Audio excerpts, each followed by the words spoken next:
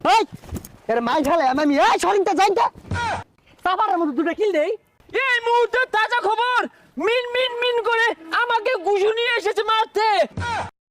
ছোটবেলা শুনছি ইন্ডিয়ার দাদারা বলে আঙ্গুর যুদ্ধের সময় বেড়া সাহায্য হচ্ছে।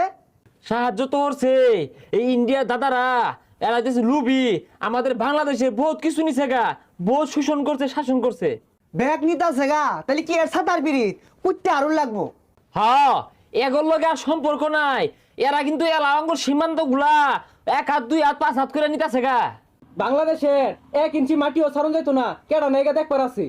একবারে সঠিক কথা কইছস। তখন একটা দেশের গান শিখায়, আমার লগে লগে কইবি, ইঞ্চি ইঞ্চি মাটি সোনার চেয়েও খাঁটি নগদ রক্ত দিয়ে কেনা।